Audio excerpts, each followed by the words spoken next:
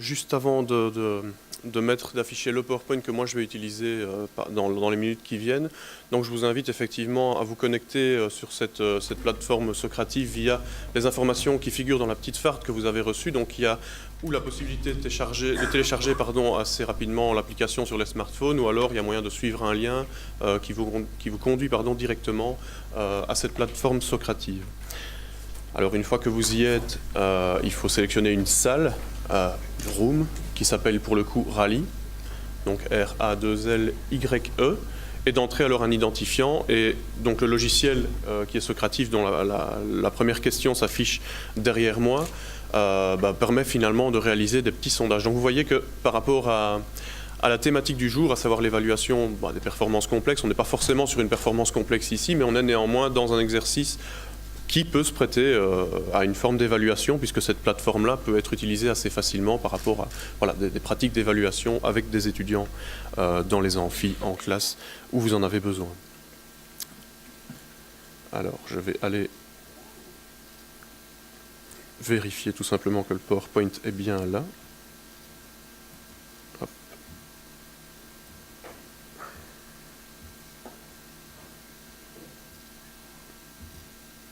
Voilà.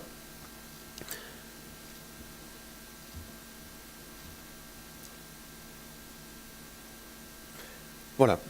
Donc pendant que vous vous connectez probablement à la plateforme, donc simplement un petit mot d'introduction effectivement avant de rentrer dans le vif du sujet.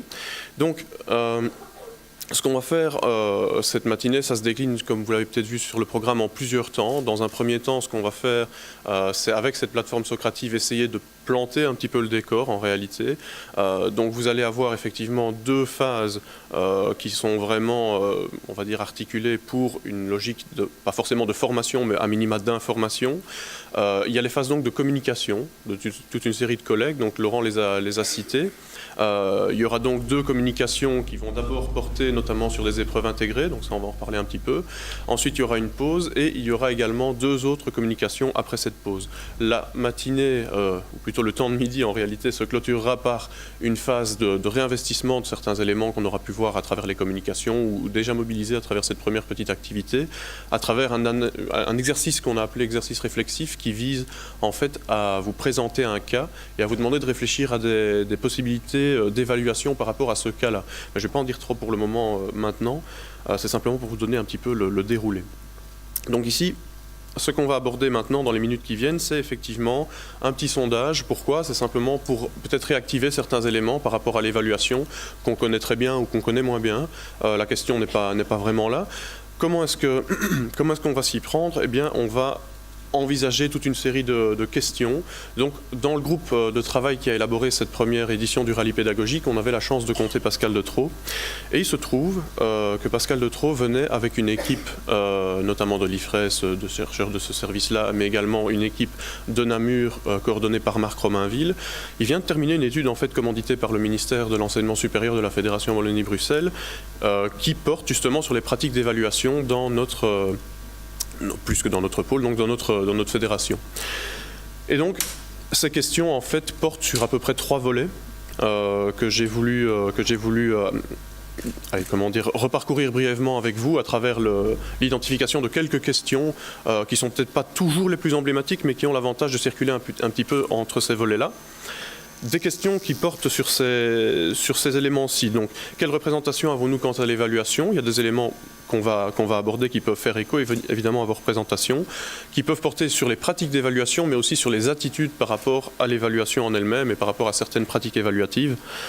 Quel lien entre nos pratiques d'évaluation et le décret paysage? Donc depuis maintenant quelques années, on s'est habitué quelque part à fonctionner avec ce décret paysage. Il a évidemment des implications dans nos pratiques et quelque part dans nos pratiques d'évaluation telles quelles, mais également dans le parcours des étudiants. Donc ça, nous le savons bien. Il y a quelques éléments qu'il y a moyen de remobiliser par rapport à cette question-là.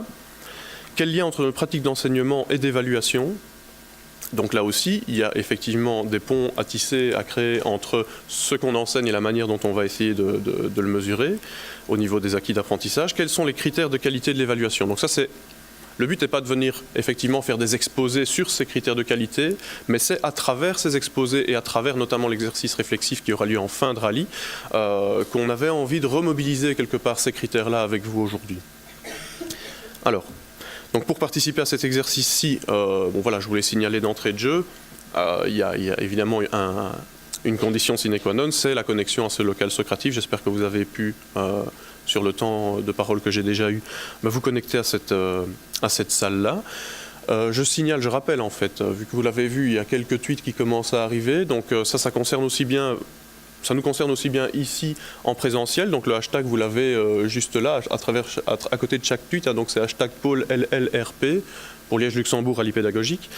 Et donc n'hésitez pas forcément pour la phase qui va nous occuper maintenant, mais plutôt pour les questions que vous pourriez poser suite aux communications ou même pendant les communications de mes collègues plus tard dans la matinée. C'est intéressant pour nous de pouvoir, avec Mariano notamment, on va être assez attentif à ça. On va essayer de repérer peut-être des questions que vous pourriez avoir envie de poser par le canal de Twitter plutôt qu'en levant la main après la présentation des collègues. Et donc on va essayer d'épingler peut-être quelques questions. Ah oui, il y a une caméra juste en face de moi, c'est très bien. Donc les personnes qui nous suivraient à distance, je signale évidemment que Twitter est tout à fait utilisable aussi à distance et que ces questions, si on les pose à distance, on est évidemment à même aussi d'y répondre dans ce cadre-là. Alors, encore une petite dia avant de commencer l'activité socrative. Donc, comme je le disais, la plupart des questions que j'ai retenues par rapport à cette petite activité sont issues de ce rapport-ci. Donc comprendre et améliorer les pratiques d'évaluation des acquis des étudiants de l'enseignement supérieur. Donc ce n'est pas par exemple l'évaluation des enseignements, d'accord. On est vraiment sur nos examens par exemple, c'est le genre de pratiques qui sont investiguées ici. Et donc c'est une étude qui a été dirigée par Pascal Detraux de l'ULG et Marc Romainville de l'Université de Namur, suite à la demande donc, du ministère de l'Enseignement supérieur de la Fédération Wallonie-Bruxelles. On la trouve aussi de manière résumée sous l'intitulé PRADES. Et je précise néanmoins que si vous la cherchez, vous n'allez pas la trouver actuellement puisqu'elle n'est pas encore publiée. Donc on a la chance de l'avoir en primeur et d'avoir quelques informations de première main. Alors, je ressors de là. Yops.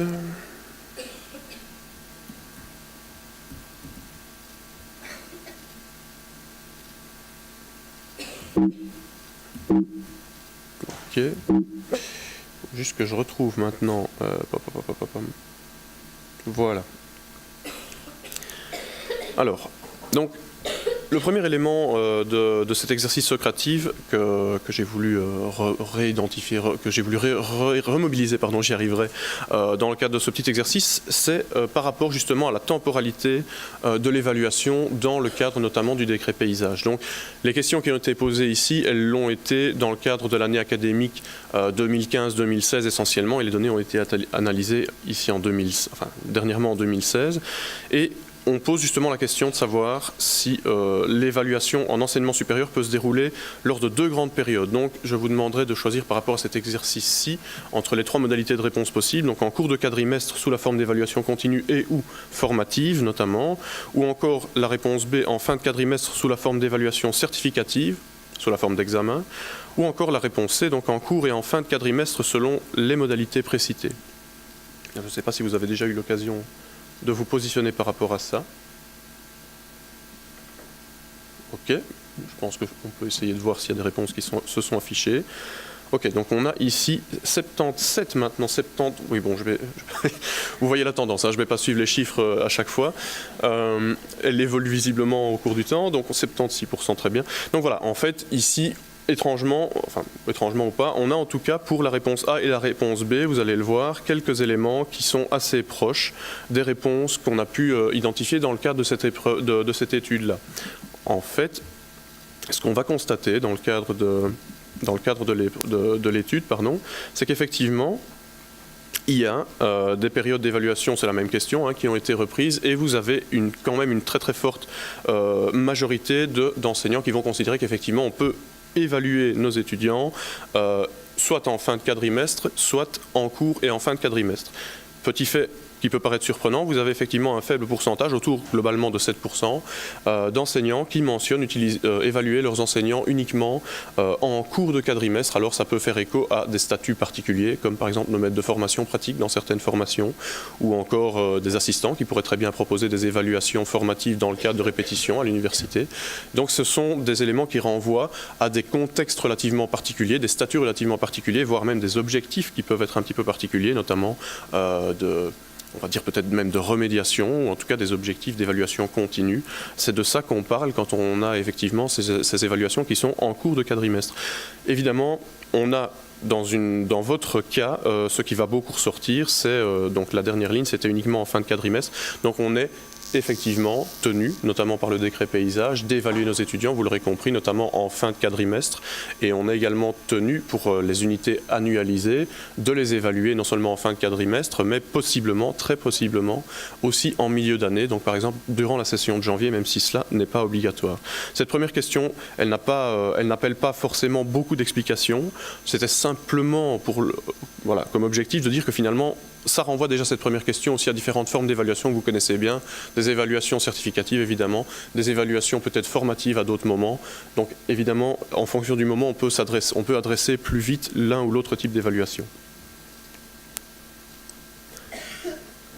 Alors, je retourne à Socrative, on va passer à la question suivante. Il y en a 10, hein, je précise, on n'en a pas pour 3 quarts d'heure avec ça non plus. La question suivante. Peut-être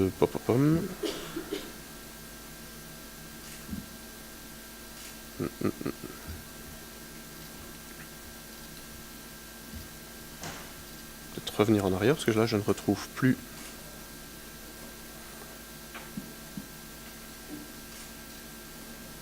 Non. C'est pourquoi je suis sorti du truc.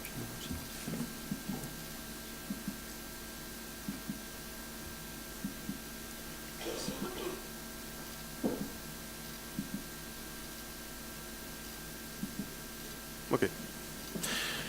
Voilà, merci. Donc voilà, deuxième petite question sur la petite dizaine qu'on a. Ici, ce n'est pas une question qui est en lien forcément avec l'étude, donc là, on s'est permis de l'envisager simplement pour voir un petit peu justement par rapport à cette mise en place du décret paysage. On aurait bien voulu savoir finalement dans quelle mesure l'arrivée de ce décret vous a amené à redéfinir vos pratiques, vos modalités d'évaluation. Donc ici, les modalités de réponse que nous proposons par rapport à cette question-là, c'est pas du tout, à savoir que malgré le décret paysage, moi je fonctionne exactement comme avant, pas vraiment, c'est-à-dire que oui, il y a moyennement, possiblement des petites adaptations, peut-être dans le cas par exemple où certains enseignants seraient intégrés à une unité d'enseignement, mais on n'aurait pas forcément une épreuve intégrée, donc c'est l'accumulation de notes qui peut faire que quelque part on va se concerter avec son collègue pour être sûr que bon, mon cours compte pour tel pourcentage dans la moyenne, dans le total. En partie, bon, c'est peut-être une implication un petit peu plus grande, et alors totalement, voilà, quelque part, est-ce que moi j'ai dû complètement revoir mon fonctionnement par rapport notamment à l'entrée dans des unités d'enseignement, par rapport peut-être à une évaluation de performance qui devienne alors complexe à travers cette unité d'enseignement, ou encore pour d'autres raisons qu'on n'a pas encore envisagées. Vous êtes déjà pas mal à avoir répondu, hein, vous voyez, on est à 43 répondants sur 52, et ce qu'on a, c'est effectivement en partie. Est-ce que quelqu'un se sent de donner un exemple de la motivation de cette réponse-là? Est-ce que vous avez peut-être un exemple à proposer à l'Assemblée concernant cette modification partielle? Oui.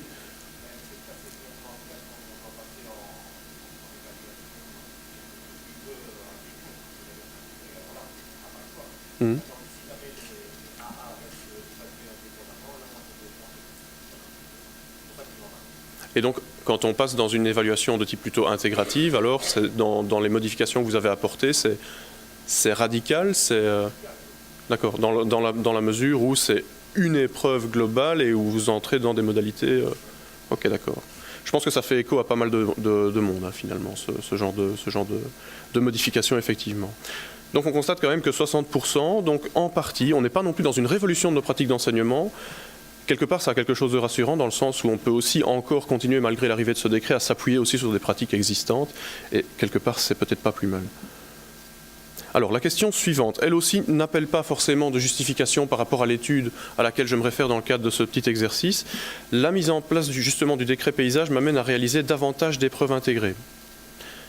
Il y aura justement 2 communications après cet exercice sur ce sujet-là. Et si vous êtes en train de répondre, ça augmente assez vite. Je vais déjà afficher par rapport au nombre de réponses qu'on a. Sans surprise, évidemment, on a la réponse oui qui domine, avec 63% au moment où je vous parle.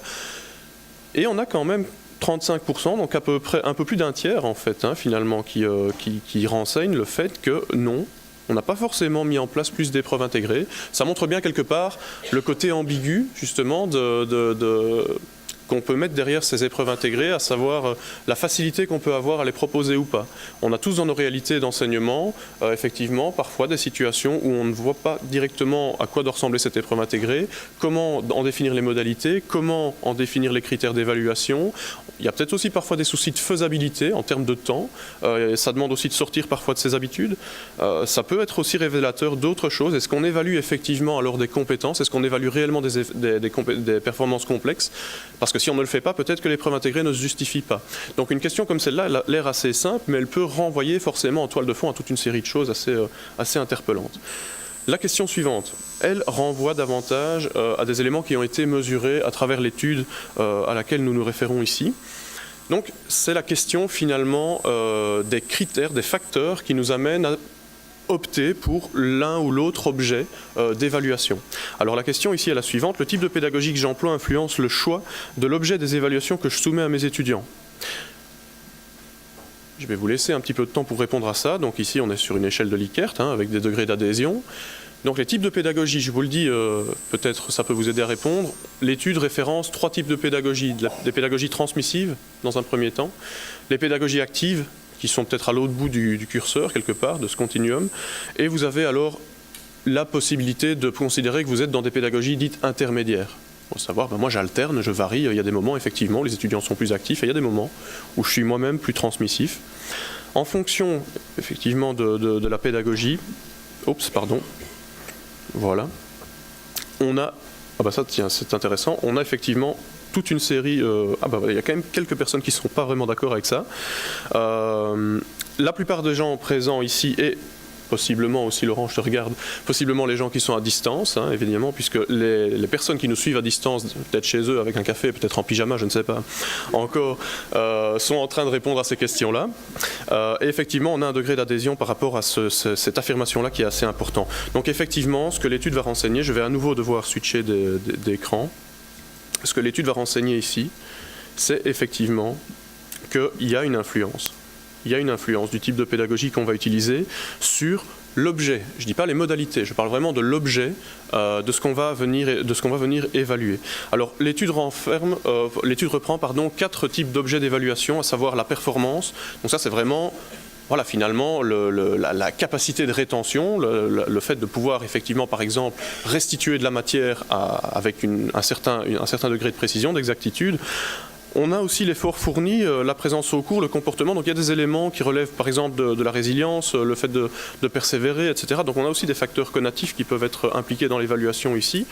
Ce qu'on constate, et ce n'est pas vraiment surprenant peut-être, en tout cas ça dépend peut-être de vos conceptions, on a effectivement, je vais l'afficher avec le petit résumé ici, on a ce qui se dégage comme tendance, le fait que quand on est évidemment dans des pédagogies actives, on va avoir tendance à davantage évaluer les performances. Ça ne surprendra personne.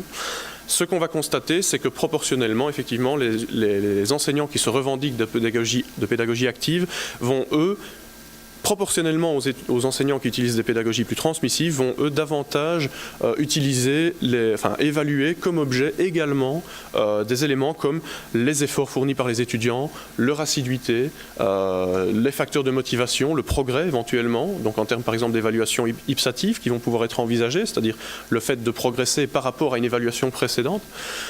Et ça ne veut pas dire effectivement que les enseignants qui se revendiquent de pédagogie active n'évaluent pas de performance. C'est peut-être simplement un autre type de performance. Donc ça, je laisse ça à votre réflexion. Alors, la question suivante peut paraître à nouveau assez simple. Elle consiste à savoir si vous utilisez un référentiel pour élaborer vos évaluations. Donc, est-ce qu'à un moment donné, dans la conception de ces évaluations, vous faites référence à un référentiel de compétences, profil de sortie ou autre, ou encore les Key Learning Outcomes, donc les acquis d'apprentissage qu'en principe vous allez renseigner dans vos fiches descriptives d'unité d'enseignement. Alors, il y a déjà pas mal de réponses, je peux les afficher. Oui, vous allez me dire, c'est rassurant. Il y en a d'autres qui vont me dire, c'est un minimum. J'en viens directement au résultat de l'étude.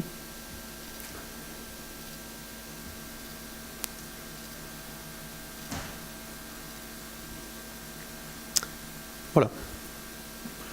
Donc le tableau est assez parlant. Dans les pratiques déclarées effectivement à travers cette étude-là, vous avez l'élément assez frappant qui consiste à constater qu'effectivement on a à peu près 70% des répondants qui n'utilisent pas, qui ne se réfèrent pas à ce type de référentiel. C'est assez interpellant dans la mesure où je ne pense pas avoir forcément besoin d'insister là-dessus au vu de vos propres réponses à la question dans Socrative. C'est assez interpellant dans le sens où on considère qu'une évaluation de qualité, on en reparlera de ces critères de qualité, mais une évaluation de qualité, c'est notamment une évaluation qui est valide. Ce critère de validité, c'est notamment le fait de pouvoir évaluer ce qu'on prétend évaluer. Normalement, ce qu'on prétend évaluer, ce sont effectivement les objectifs de nos activités d'enseignement. Donc, il y a peut-être quelque chose d'interpellant et à mon sens, peut-être que la seule dia qui s'affiche ici pourrait à elle seule en fait justifier l'existence d'un rallye comme celui-ci avec la thématique qu'on va aborder aujourd'hui. Donc il n'est pas anodin en fait de reparler d'évaluation dans le cadre d'une activité de, voilà, finalement de partage de pratiques et de co-réflexion comme celle de ce matin.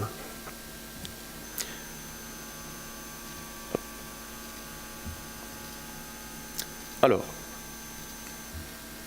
j'avance. Les résultats de l'évaluation, voilà. Donc là, je vais rester encore pour un petit moment dans les apports de cette étude Prades, justement.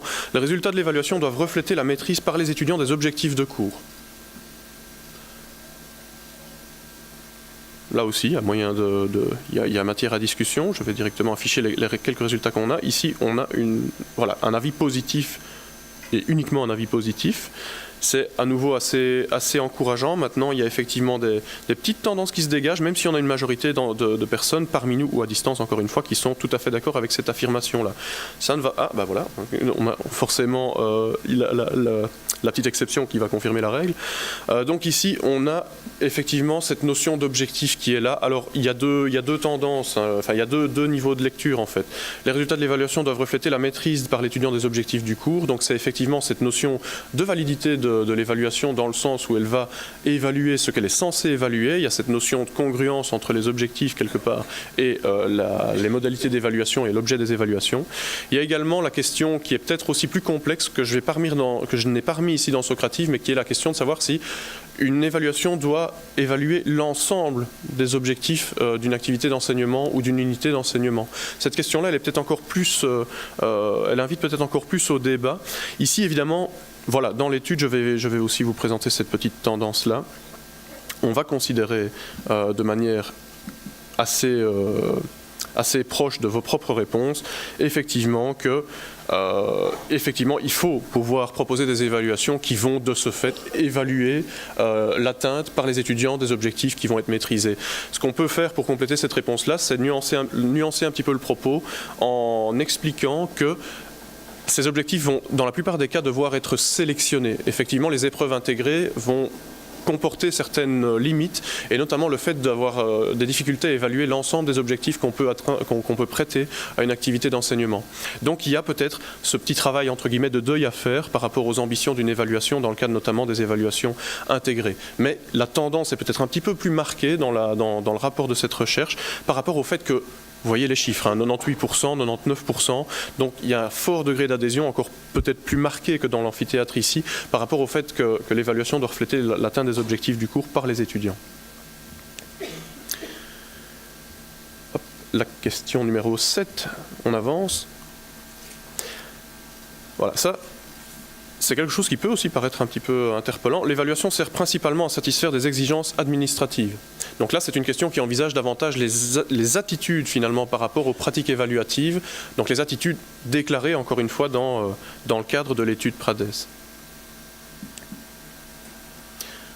Alors ici, on a effectivement quelque chose d'assez marqué aussi, dans le sens où il y a plutôt un désaccord par rapport à cette affirmation-là, c'est assez rassurant quand on sait que finalement une évaluation, ça sert effectivement à attester de manière fiable, de manière fidèle, de manière précise, de l'acquisition par les étudiants des objectifs justement qu'on poursuit et également de tout ce qui se trouve derrière ces objectifs, donc tout ce qui concerne les compétences, les acquis d'apprentissage, etc.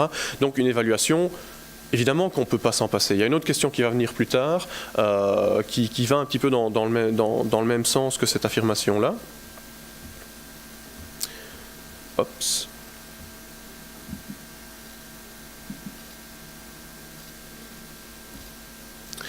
Voilà, donc l'évaluation, on le sait, l'évaluation des acquis, ça doit permettre de mesurer et d'apprécier de la manière la plus valide et fidèle possible l'atteinte des objectifs d'enseignement. Donc, c'est quelque chose d'important par rapport au fait de pouvoir également réguler nos pratiques. Si on veut effectivement apprécier de manière pertinente et efficace et exacte, en tout cas le plus exact possible et objectif possible, la manière dont nos étudiants évoluent, et si on veut effectivement attester avec une certaine certitude, quelque part justement la maîtrise de ces acquis d'apprentissage par nos étudiants, il nous est évident qu'on doit se questionner sur ces pratiques d'évaluation. On doit effectivement se questionner sur les modalités, sur la congruence par rapport aux objectifs. On doit se questionner sur la qualité de nos évaluations. C'est notamment pour ça qu'on est là.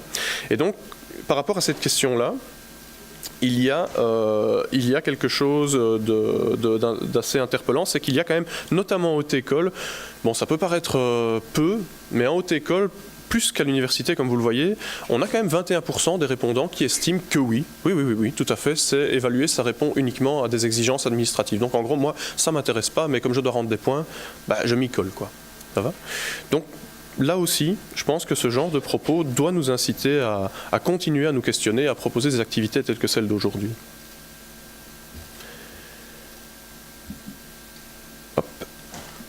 Alors ça c'est une autre question, on est presque au bout. L'évaluation fait partie intégrante du processus d'enseignement-apprentissage. Donc ça aussi, ça peut être mis en perspective avec une question comme celle qui vient juste de passer précédemment. Voilà. Degré d'adhésion assez marqué. On l'a vu tout à l'heure déjà dans le premier sondage et dans la première question, quand je vous ai posé la question de savoir l'évaluation finalement ça se passe quand, ça se passe en cours de quadrimestre, en fin de quadrimestre uniquement ou les deux.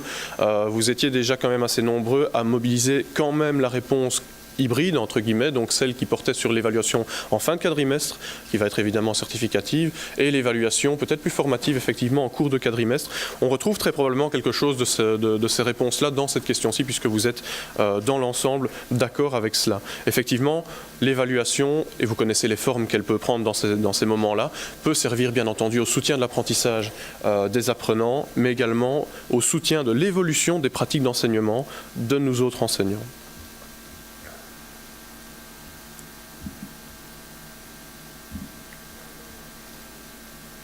Donc, par rapport à ceci, qu'est-ce que l'étude nous apporte? C'est qu'effectivement, on a une tendance plutôt positive par rapport au fait que l'évaluation, elle trouve sa place également dans le processus d'apprentissage. La tendance, elle est nettement plus marquée à l'université, puisque là, on a 97%.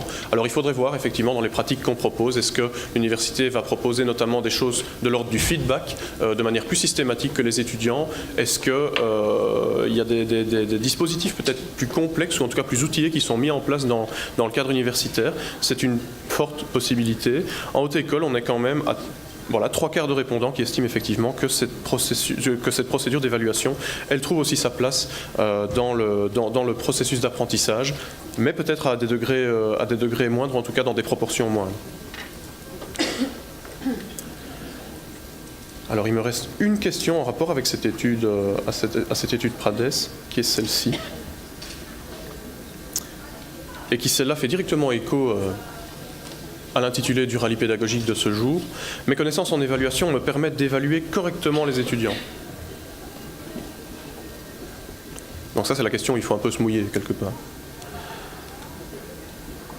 Là, c'est pas très surprenant, il y a un petit peu plus de contraste. Et quelque part, tant mieux, parce que justement, l'échange de pratique, il sert aussi à ça. L'échange de pratique avec des expériences diverses, avec des degrés d'expertise divers, ça permet également de remettre en perspective ce dont on peut être certain. Ça permet aussi pour d'autres peut-être simplement de venir se nourrir et se questionner de manière à faire évoluer ces pratiques d'enseignement, ces pratiques d'évaluation. dans le sens où on reconnaît leur importance, on va encore en parler pas mal aujourd'hui, et donc ces pratiques d'évaluation, elles doivent être amenées effectivement à évaluer, et tant mieux quelque part si on a cette divergence dans vos opinions aujourd'hui, parce qu'il y a de fortes chances du coup que les échanges soient assez riches.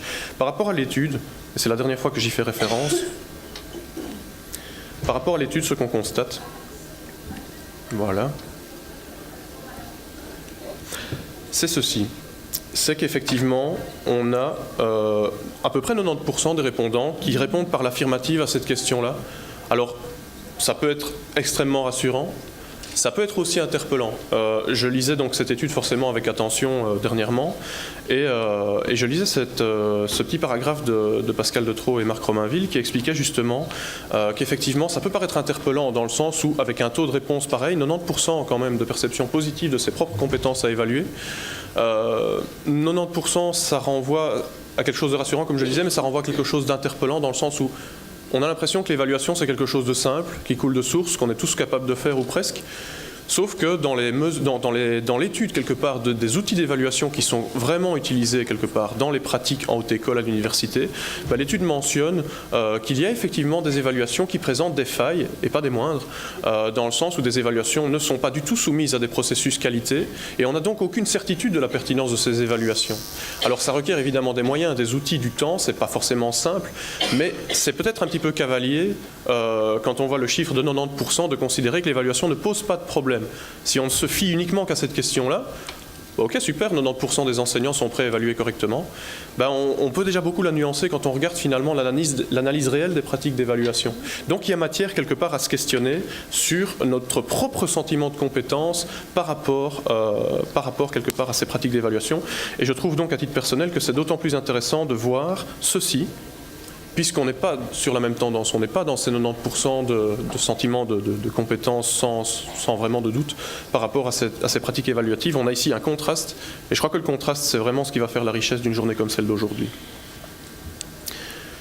Dernière question, qui, elle, n'est pas en lien avec l'étude, et c'est peut-être une question voilà, qui me semblait importante, c'est certainement d'ailleurs une question qui me semblait importante à poser pour clôturer ce petit exercice, par rapport justement, c'est pas très éloigné de votre sentiment de compétence par rapport à ces pratiques évaluatives, mais c'est par rapport justement aux moyens dont vous estimez disposer par rapport à ces pratiques évaluatives. Donc la question porte sur votre sentiment d'être outillé en termes justement de compétences, mais aussi de manière peut-être plus pragmatique en termes de temps, en termes d'outils, en termes de structure, pour veiller à la qualité des évaluations que vous proposez.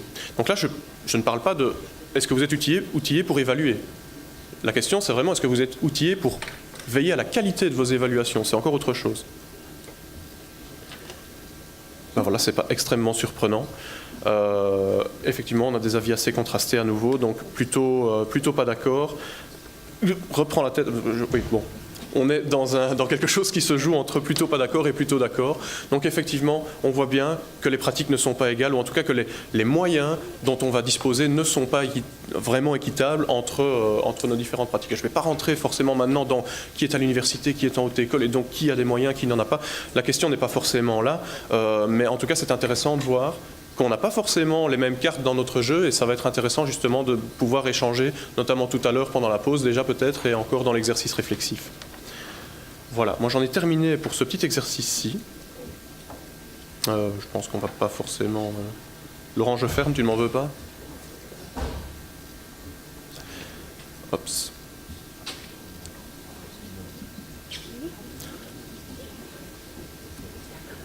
Voilà, je réaffiche simplement ceci.